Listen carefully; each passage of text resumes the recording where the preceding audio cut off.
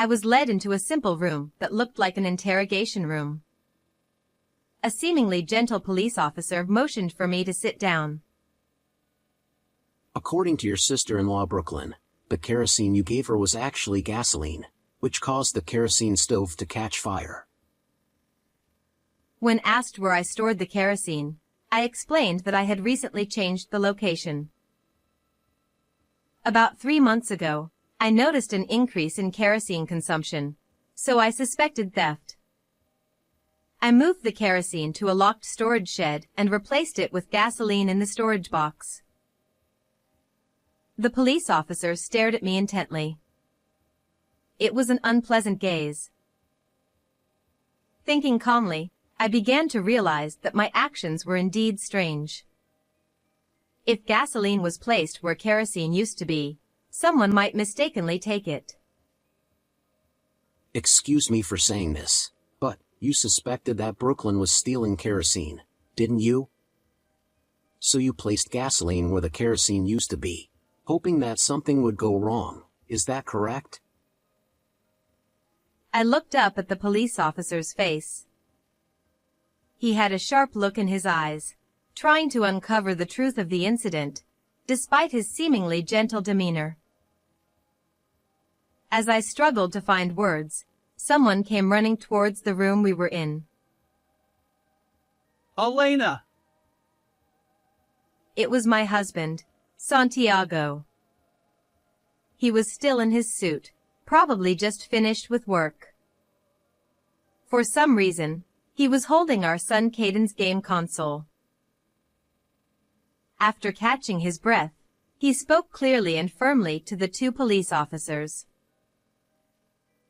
Elena did nothing wrong. Look at this. The game console Santiago brought cleared my name. My name is Elena, 41 years old. I live in an old house with my husband Santiago and our 9-year-old son Caden. The house has a small garden, which I really like. Although there are no convenience stores nearby and it's difficult to go to the supermarket without a car, the people in this area are calm and kind, making it a very comfortable place to live. Having my in-laws and sister-in-law Brooklyn living nearby is also reassuring.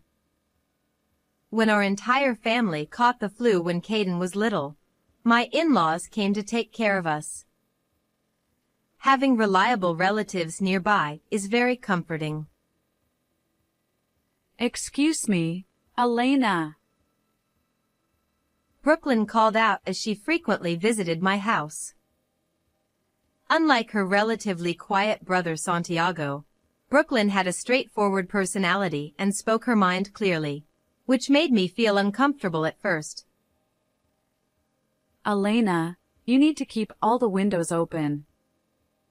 The house needs good ventilation, or it will deteriorate. Besides, no one around here locks their doors, and there's nothing worth stealing anyway. Brooklyn said nonchalantly as she opened all the windows in the house without asking. Before I got married, I was taught to lock up even if I was just stepping out for a short while, so this was quite a contrast for me. One time, Brooklyn offered to drive Caden and me to the supermarket.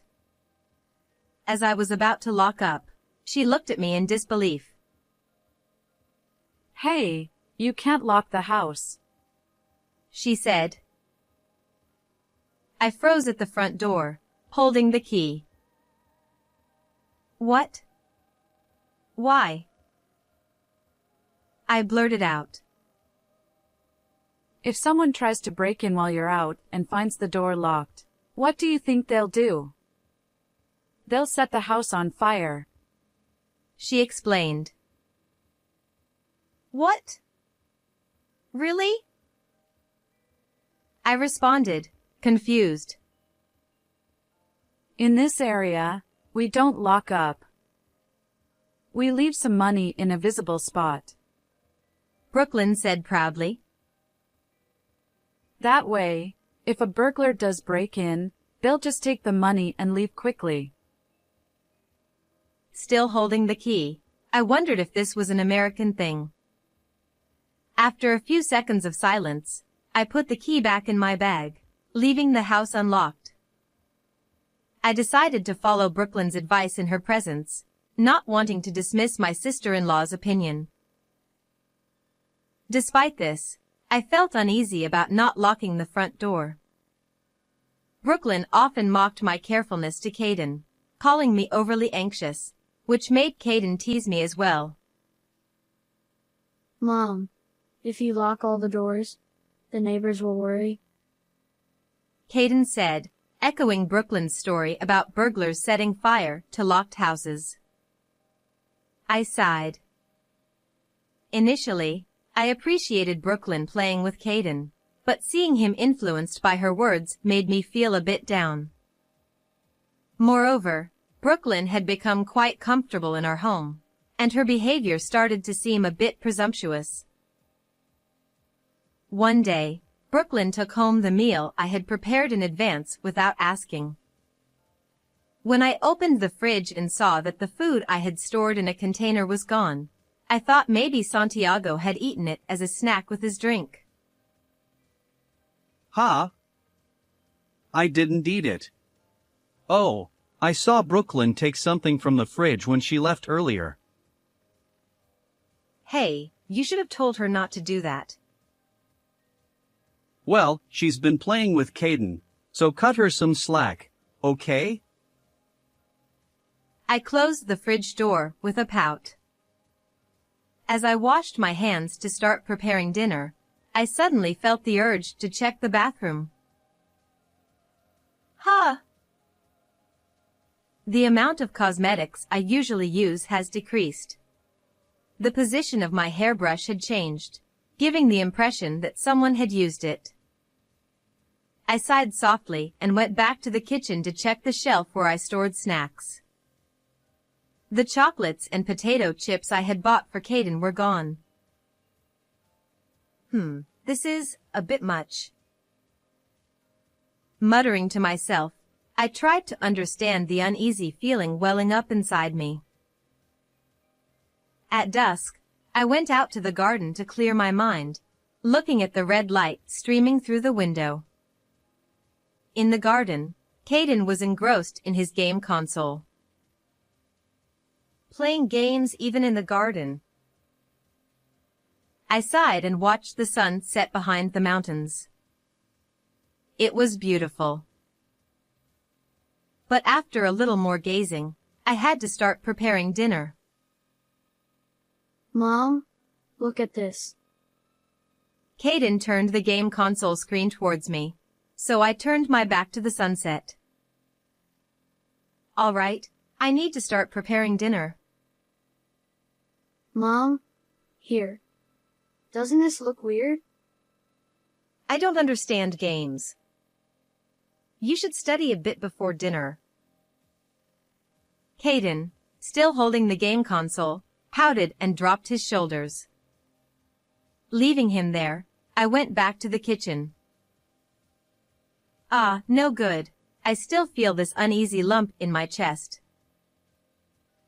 I took a deep breath and pulled out my smartphone to send a message to my mother-in-law. I started by expressing my gratitude for Brooklyn taking care of Caden at our house. Then, I sent a message asking her to stop using or taking things from our house without permission. After a while, my mother-in-law called me. I'm sorry, Elena. I'll subtly let Brooklyn know. I'll make sure she doesn't get a bad impression of you.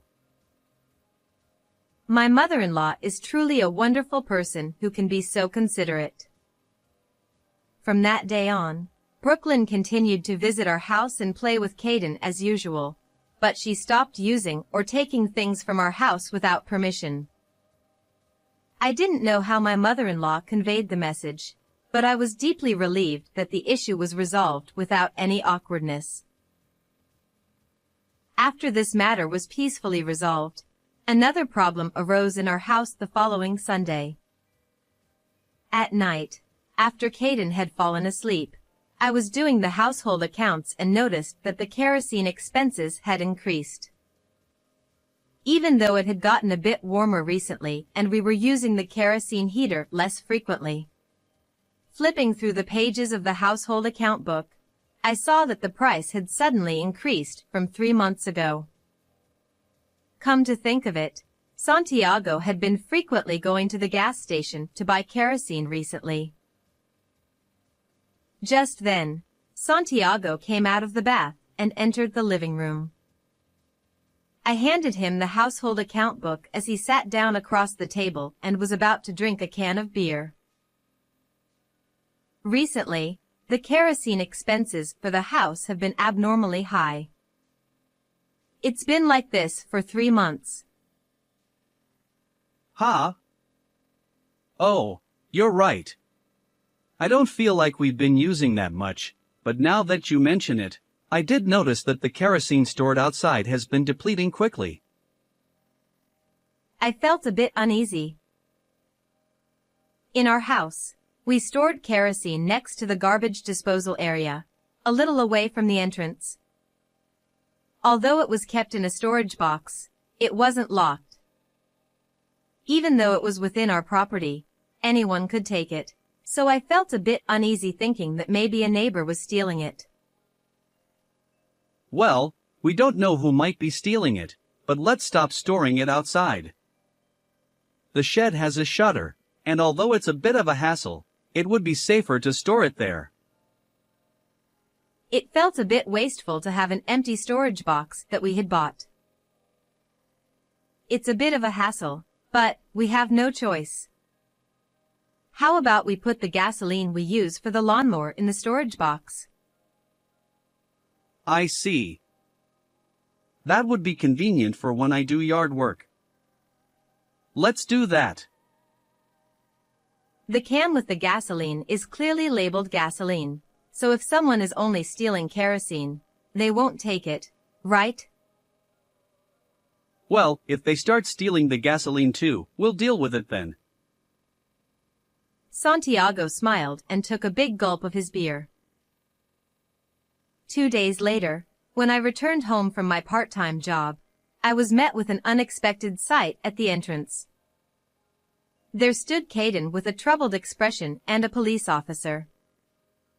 Instinctively, I thought, Caden must have done something. And, pale-faced, I got off my bicycle and cautiously approached. I immediately greeted the police officer. The officer, who seemed gentle, confirmed my identity and then, with a serious expression, said, Please accompany us to the station. What? Did Caden do something wrong? The officer replied, No, it's you, Elena, who we need to accompany us. We'll explain the details at the station. I told Caden, who was looking at me anxiously, I'll contact Santiago to come home soon.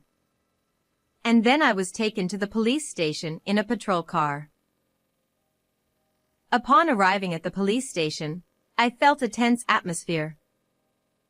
I was led to a simple room that looked like an interrogation room. The gentle-looking officer asked me to sit down and slowly began to explain the situation. Do you know Brooklyn? Yes, of course. She's my husband's sister.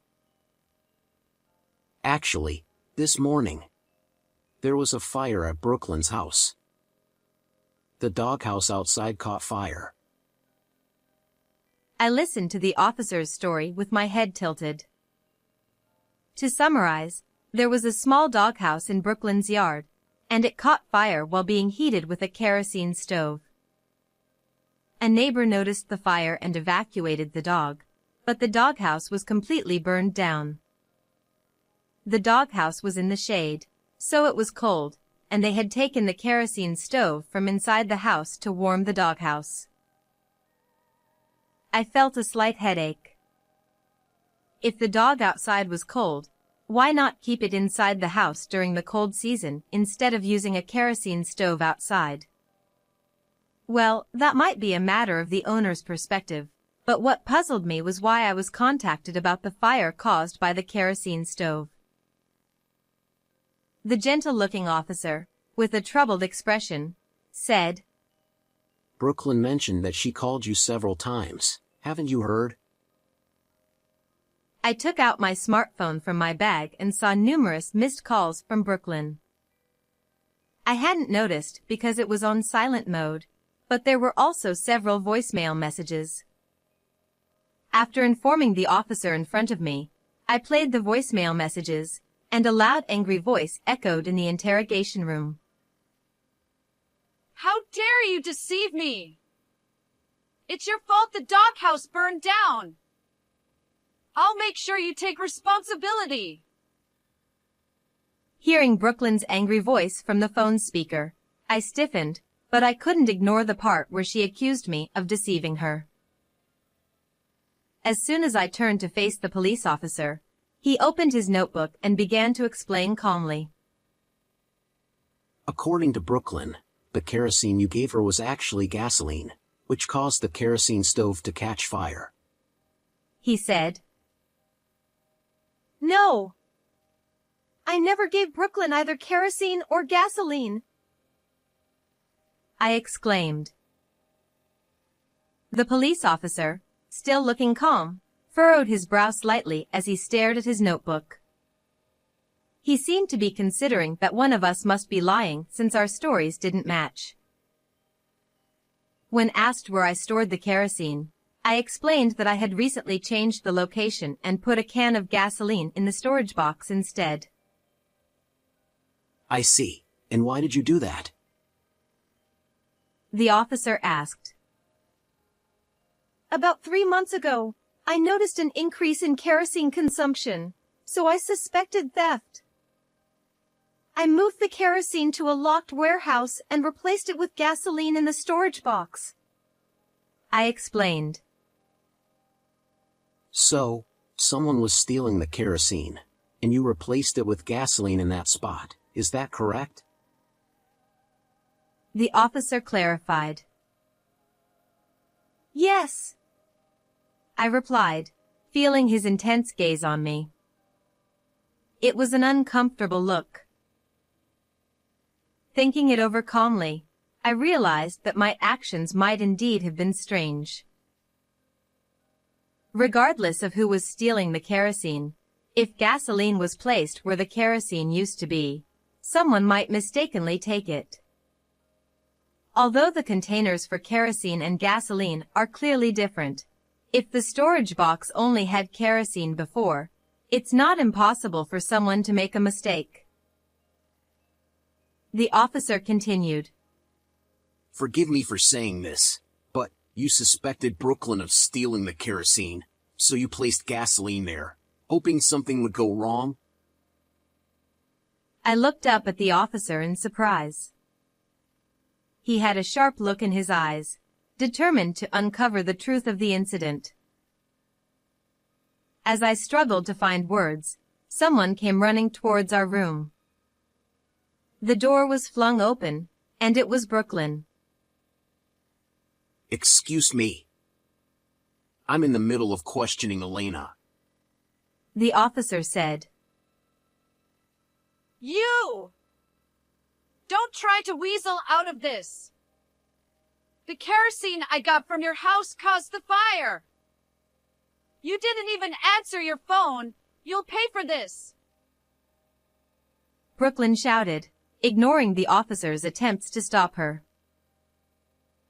I never gave you any kerosene, Brooklyn, and I didn't know you were the one stealing it, I retorted. Stealing? That's a terrible thing to say. I was just taking a little kerosene from a relative's house. Why should I be accused of stealing? Brooklyn said, crossing her arms and raising her chin confidently. In fact, placing gasoline where the kerosene used to be is a far more malicious act, don't you think? She added. The officer, deep in thought, suggested. In such cases, it might be best for both parties to consult with lawyers. Brooklyn made a face of disgust. Lawyers? That's a waste of money. If you pay $10,000 for the doghouse repairs and compensation, I won't make a big deal out of this. What? $10,000? I exclaimed. Yes! We were lucky the neighbors saved the dog, but we could have lost our family. That amount of compensation is only fair. Brooklyn insisted. As Brooklyn looked down at me with her arms crossed and a slight smirk, the interrogation room door burst open again. Elena! Santiago appeared in the room with another police officer. He was still in his suit from work, holding Caden's game console in his hand. He must have run here, as he was sweating and out of breath. After catching his breath, he spoke clearly and earnestly to the two police officers. My wife did nothing wrong. Please look at this. He inserted a memory card from the game console into a computer provided by the other officer. The screen displayed a series of dates, along with numerous photos and videos. Some of the photos were of poor quality, clearly taken with Caden's game console. They showed flowers in the garden, the sky, and candid shots of me walking in the garden. Santiago played one of the videos. There was no sound, and the footage was shaky, as if it had been secretly filmed through a gap in the curtains. It showed the area around the storage box containing kerosene. It was slightly dark, probably evening. At that time, I was usually in the kitchen preparing dinner, so I had no idea what Caden was doing. I assumed he was playing with his game console, but what was he filming?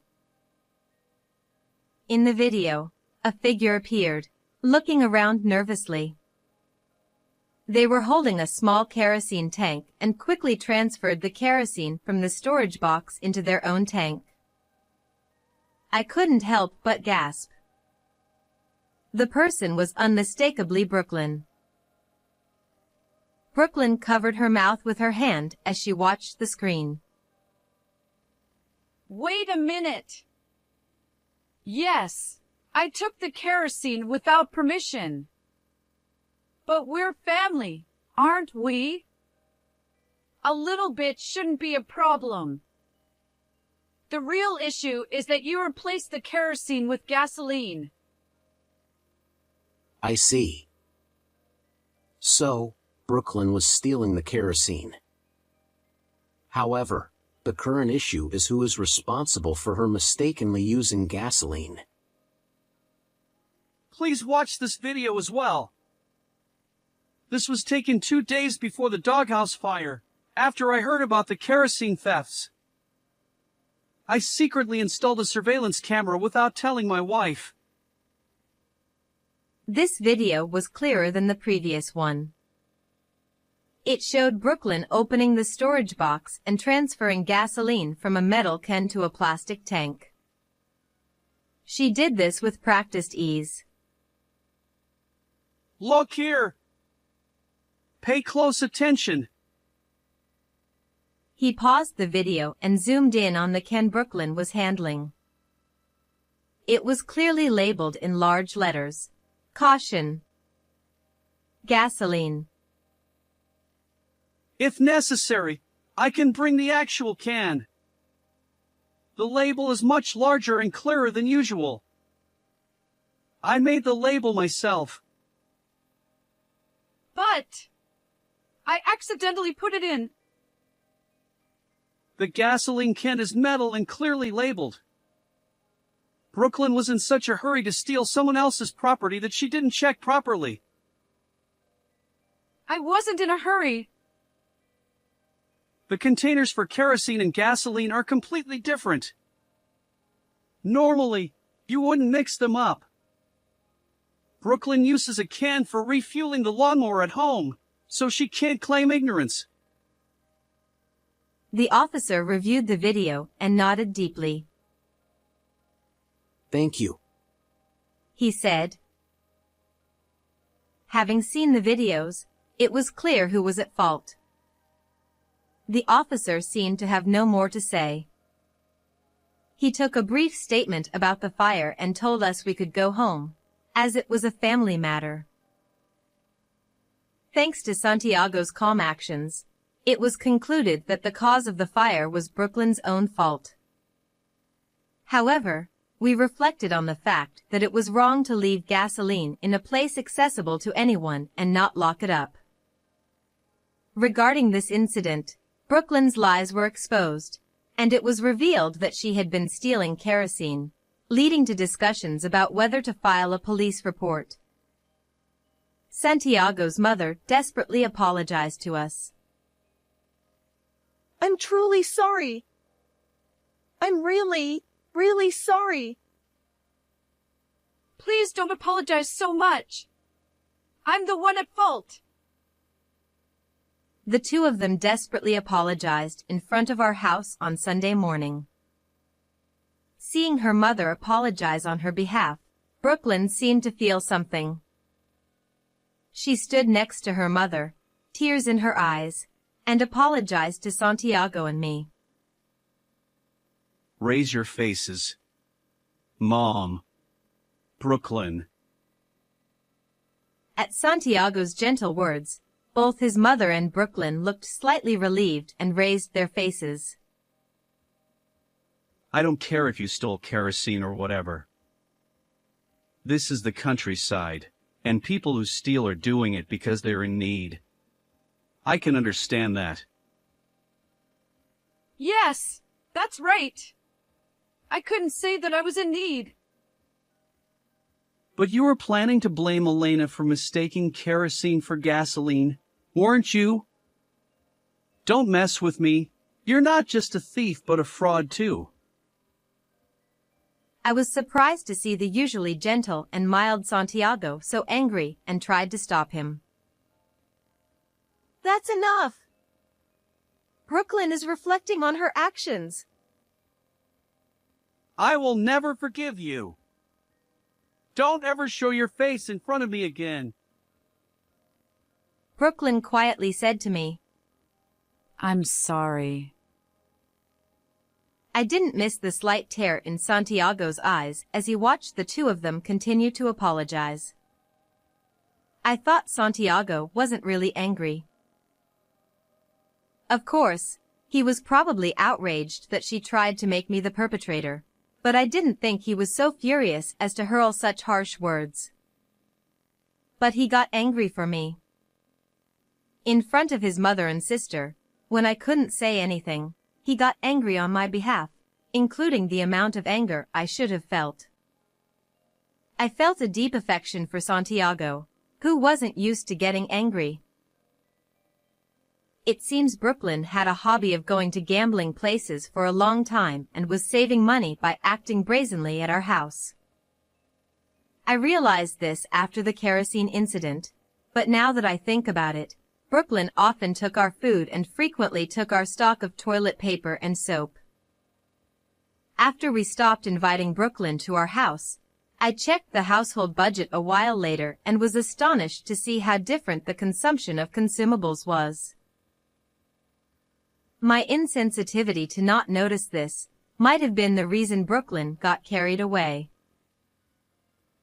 As I muttered self-deprecatingly while looking at the household budget, Santiago, who had just come out of the bath and was drying his hair with a towel, said, Insensitive or not, the one who stole is at fault. We should reflect on our negligence and security, thinking there were no bad people in the countryside. After that, Brooklyn's family had a huge argument about the incident, leading to her divorce.